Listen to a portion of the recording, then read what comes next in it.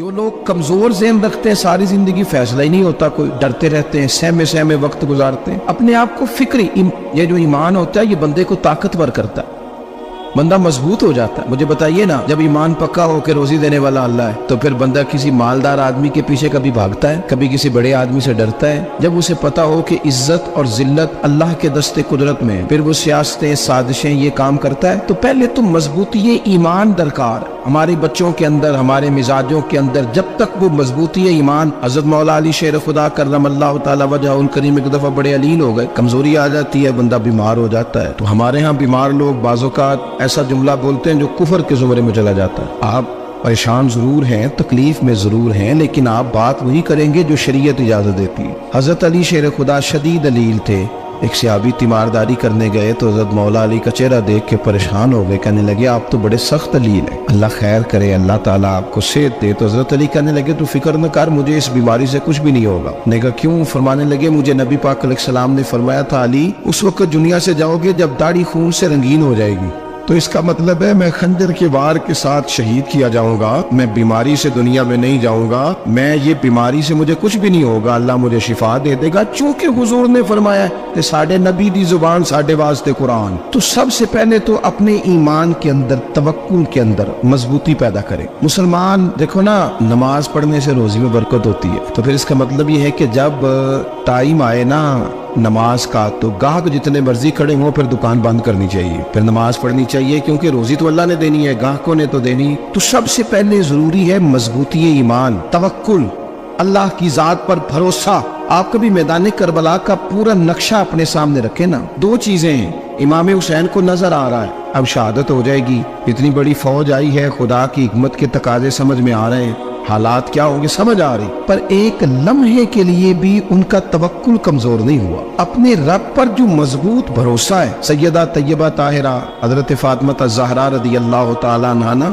اونٹ کے بالوں کی بنی ہوئی چادر اوڑھ کر چکی پیس رہی تھی۔ یا بیویاں بڑا روتی ہیں، غریبی بڑی ہے، بڑی غریب بھی ہے، حالانکہ اب کون بندہ پیبند والے کپڑے پہنتا ہے جی؟ اب تو بڑی مشکل سے وہ لوگ ملتے ہیں جو جوتا ٹوٹ جائے تو گانٹھ کے پہنے، ورنہ تو نئے جوتے آ جاتے ہیں۔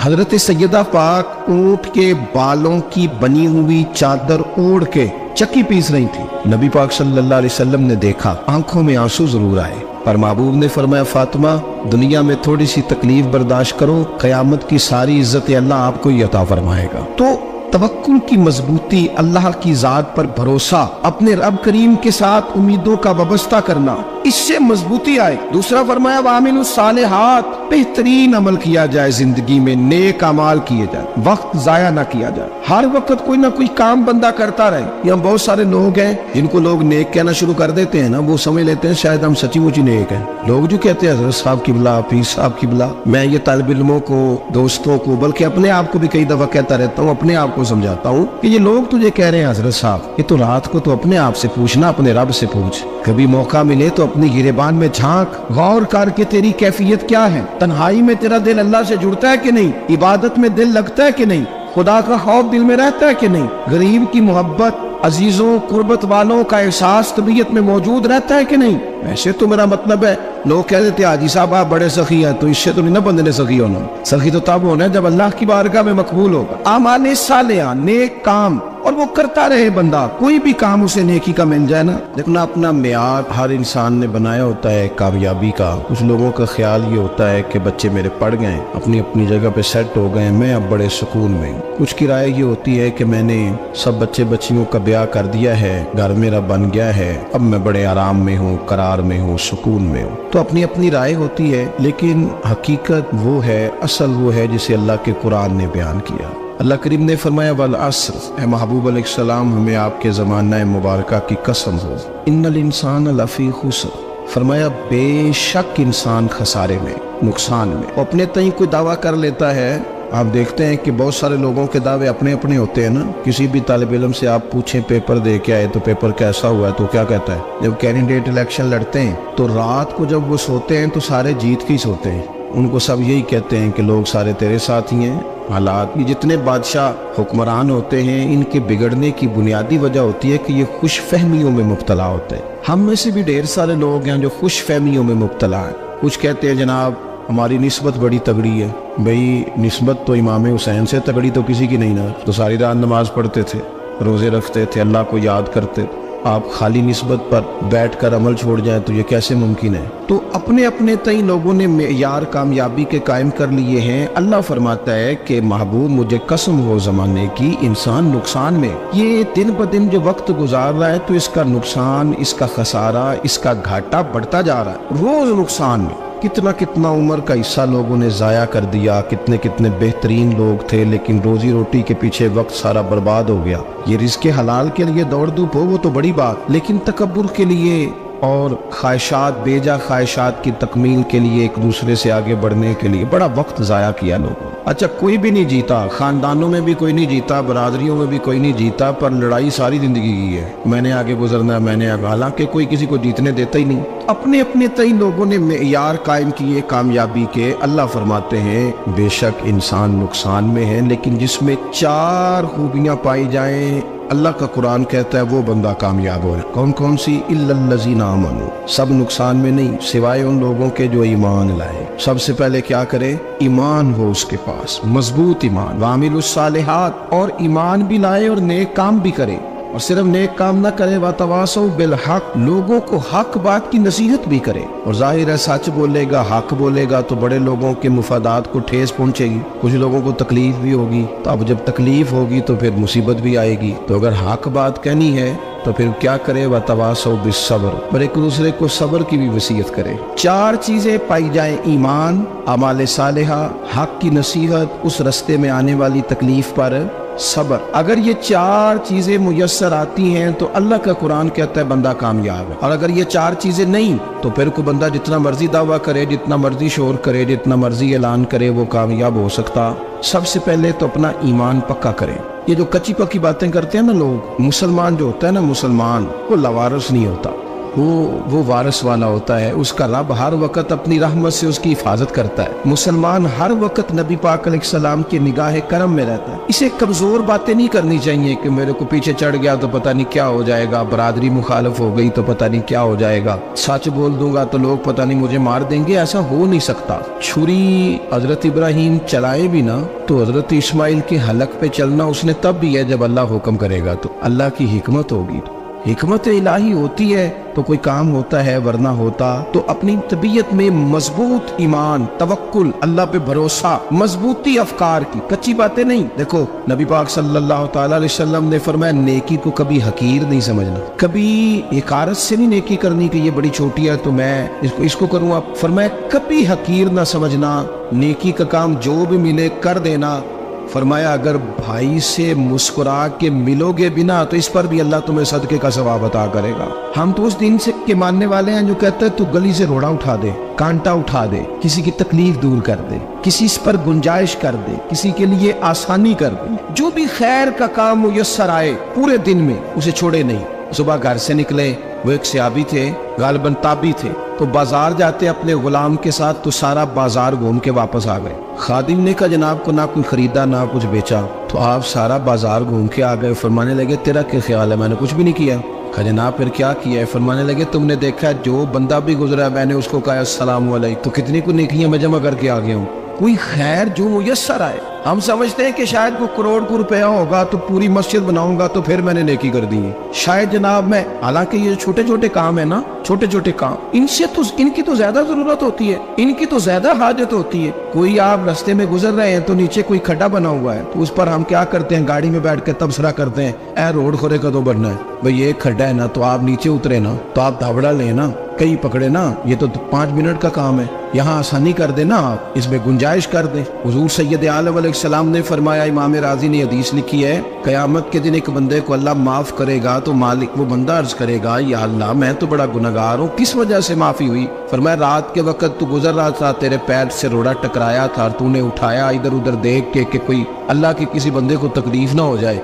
कमाली को वो तो मैंने जमाना बीत गया, कोई इतनी बड़ी बात भी नहीं समझी। तो रब करीम ने फरमाया तो रात के अंधेरों में भी मेरे बंदों का ख्याल रखता था तो मैं तेरा ख्याल ना करूं? कोई अमल हमारे यहाँ लोग कोई काम नहीं करते, बिल्कुल नहीं, कोई काम नहीं। نہ بڑے نہ چھوٹے نہ سمجھدار نہ ان پڑھ، کچھ بھی نہیں. نشستن گفتن برخاستن، بیٹھو راج کے گپے مارو، تبصرے کرو فلانا کچھ نہیں کر رہا فلانا کچھ نہیں کر رہا، اس کے بعد اٹھ کے چلے جاؤ. کہ کچھ کریں، وعامل الصالحات، نیکیاں جمع کریں زندگی میں، خزانہ بنائیں، خزانہ. اپنی ڈیوٹیاں اپنی ذمہ داریاں پوری کرے، ہر وقت کام، ہر وقت ذمہ داری، ہر وقت ڈیوٹی. لیکن نا امام حسن اور حسین، ان کی آپ کبھی زندگی کا مطالعہ کریں. فرض نماز کے علاوہ 100 رکعت نماز نفل روز پڑھنی ہے. پتہ کرنا ہے غریب کہاں کہاں ہیں، ان کا خیال رکھنا ہے. اور نیرے پیسے نہیں دینے. ہمارے لوگ ان غریبوں کو پیسے ضرور دیتے ہیں، عزت نہیں دیتے. ان کو 4 پیسے کی مدد ضرور کر دیتے ہیں، پر عزت نفس کا خیال نہیں رکھتے. امام زین العابدین رضی اللہ تعالیٰ عنہ فرماتے ہیں، گزر رہے تھے، آپ دیکھیں نا، امام غزالی حدیث لائے ہیں کہ بندہ اور کچھ نہ کرے، کسی مومن کا دل راضی کر دے تو اللہ 60 سال کی نفلی عبادت کا ثواب عطا کرتا ہے. دل بدستاور کے حج اکبر است، از ہزارہ کعبہ یک دل بہتر است. کسی کا دل خوش کر دینا، اس کو راحت دے دینا، اس کو قرار دے دینا، اس کے لیے کوئی ایسا سامان کر دینا کہ بندہ مطمئن ہو جائے، سکون ہو جائے. یہ ہمارے ہاں جو لوگ ہوتے ہیں نا، سرکاری ملازمین، ڈیوٹیوں والے، ان کی طبیعتوں میں تلخی ہوتی ہے. یہ اگر صرف پیار کرنے لگ جائے نا، سے وابستہ لوگ میرے احباب میں سے ہیں، تو میں ان سے کہتا ہوں کہ شفا تو اللہ نے دینی ہے، چلو تم دعائی تو آج کے دیا کرو نا، تم آنے والے کی بات تو توجہ سے سنو. وہ بیچارہ اپنی بات، ہمارے ایک بزرگ تھے تو تعویذ لکھا کرتے تھے، بڑے عالم تھے. مجھے کچھ تھوڑی سی نا میرے دل میں ان کے بارے میں خفگی رہتی تھی کہ آپ اتنے بڑے عالم ہیں، آپ کتاب لکھیں، آپ تعویذ لکھ رہے ہیں، اور پھر لوگوں نے کمائی کرنی ہوتی ہے، آپ تو مفت دیتے ہیں سارا کچھ. اتنی لمبی ڈیوٹی، سارا دن بیٹھے رہتے ہیں آپ اور لکھتے تعویذ ہیں. میں نے ایک دن ان سے گزارش کی، میں نے کہا شیخ آپ بڑے آدمی، جن لوگوں کو اللہ نے رسوخ فی العلم عطا فرمایا ہوتا ہے، ان میں سے آپ، اللہ نے آپ کو پختگی دی ہے علم میں، شعوری عالم میں، آپ سارا دن تعویذ. فرمانے لگے یار میں تعویذ نہیں لکھتا، اصل مسئلہ یہ ہے کہ جو تعویذ لینے آتا ہے وہ اپنا سارا دکھ سناتا ہے. تو میں تعویذ نہیں لکھتا، میں نہ بس لوگوں کے کلیجے ٹھنڈے کرتا ہوں. میں کسی کا، اب تو بچوں کے پاس ٹائم ہی نہیں، وہ تو ابا کا دکھ نہیں سنتے، تو بیٹھتے ہی نہیں. اماں کہہ رہی ہوتی ہے کہ پتر کو 10 منٹ میرے پاس بھی بیٹھا کر، لیکن پتر مصروف بڑا ہے، ویڈیو چڑھانی ہے اس نے. ہم الجھ گئے. یہ چیزیں انسان کو نفسیاتی طور پر کمزور کر دیتی ہیں. جو لوگ زیادہ یہ کام کرتے ہیں ان کے حافظے کمزور ہو جاتے ہیں، وہ الجھ جاتے ہیں، انہیں پتہ نہیں ہوتا رات میں نے کیا کہا تھا، صبح میں کیا کہہ رہا. ہر وقت نہیں، ضرورت کے وقت، ہر ٹائم نہیں، مخصوص اوقات میں. حضرت امام زین العابدین رضی اللہ تعالیٰ عنہ فرمانے لگے، ہم گزر رہے تھے، امام حسین ساتھ تھے، تو رستے میں نا کچھ غربا، غریب لوگ بیٹھ کے کھانا کھا رہے تھے. کہتے ہماری ان پر نظر پڑی تو انہوں نے حضرت امام حسین رضی اللہ تعالیٰ عنہ سے کہا حضور آئیے تشریف لائیے کھانا کھائیے. وہ ضروری نہیں ہوتا آپ کو سب کا کھانا پسند ہی آئے، ٹیسٹ اپنے اپنے ہوتے ہیں، یہ ضروری تو نہیں. کھانا پسند نہ بھی آئے تو دل تو پھر بھی راضی رکھنے چاہیے. قربان جائیں نبی پاک نے کس طرح ہماری تربیت کی.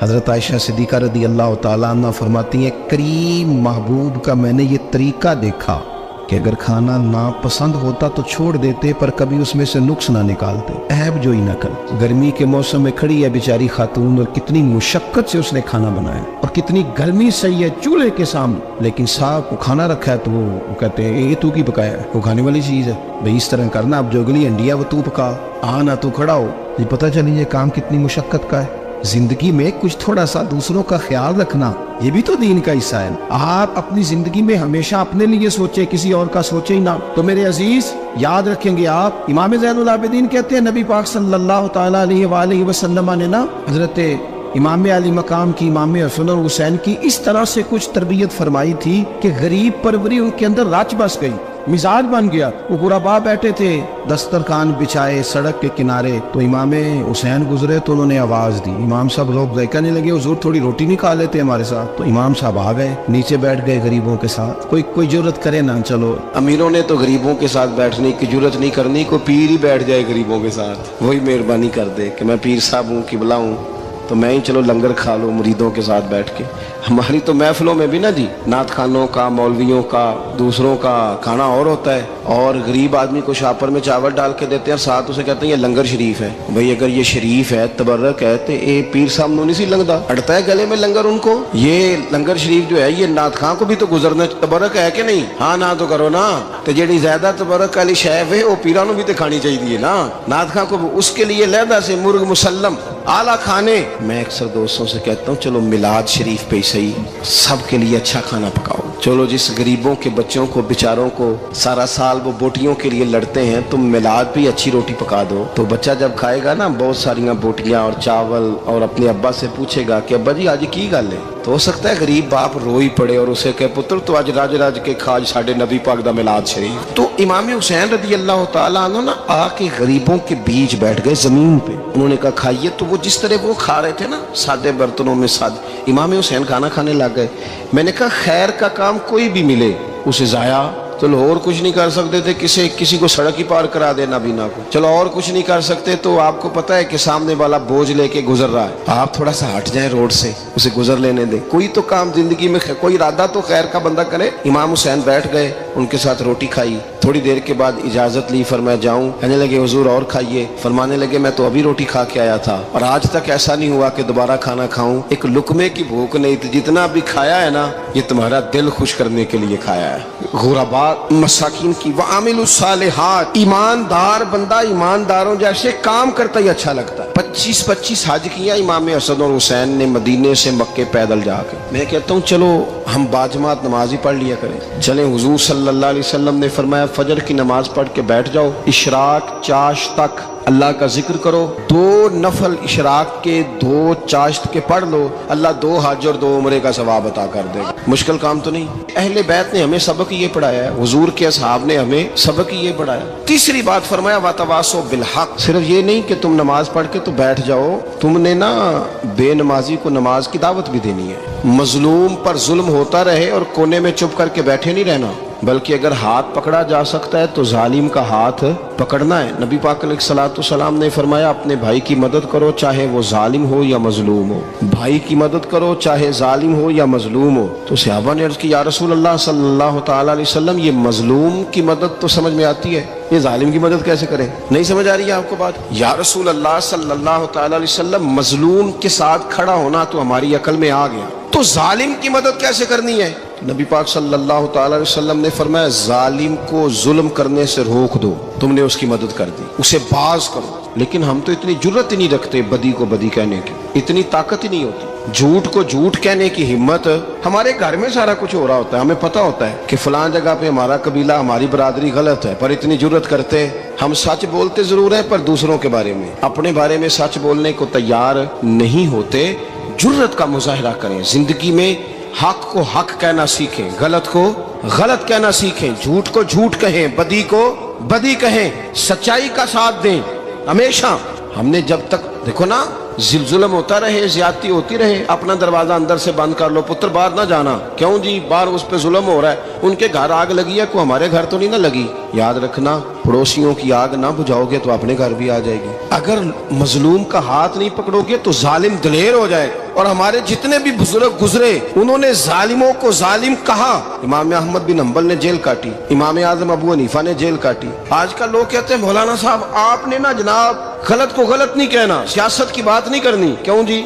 किस लिए नहीं करनी? सियासत तो तदबीर का नाम है। बनु इसराइल में जितनी भी तदबीर होती थी वो सारे अंबिया किया करते थे। क्यों ना बात करें? ये जिन कुर्सियों पे आज तुमने जालिमों जाबिरों को बिठाया, ये कुर्सी तो हजरत अबू बकर सिद्दीक जैसे लोगों की है, ये तो हजरत उमर जैसे लोगों की सीट है, हजरत उस्मान गनी जैसे लोगों का काम है, मौला अली जैसे लोगों का काम है। गलत जगहों पे गलत लोग बिठा दिए और फिर झूठे को झूठा भी ना कहे, जालिम को जालिम भी ना कहे। हमसे ना रकम होंगे कसीदे यजीद के, क्योंकि हम लोग तो हुसैन के सीरत निगार हैं। ये क्या बात हुई? आप सच्ची बात ही ना करें, कलीमा हक कहें, हमेशा खरी बात कहें, सच्ची, गरचे अपना नुकसान हो, हक के साथ खड़े होना सीखें। वतवासो बिल हक, सारी आसानी थी। इमाम हुसैन को कोई मसला नहीं था, आराम से बैठे थे। आज कितने मौजों में बैठे हैं, पीर साहिबान, मौलवी साहिबान, खतीब साहिबान, सियासतदान, वडेरे, मौज लगी हुई है। किसी को कुछ नहीं कहना, कुछ कहेंगे तो फिर बंदे मुखालफत करेंगे। तो इमाम हुसैन मस्जिद नबी में जुमा पढ़ाते थे, चुप करके बैठे रहते। हुजूर सैयद आलम अलैहिस्सलाम के मज़ार अनवर के पास बैठे थे, बैठे रहते। लेकिन इमाम हुसैन ने फरमाया जालिम हुक्मरान बने तो वो कौमों को तकलीफ देते हैं, वो मिली नुकसान करते हैं, वो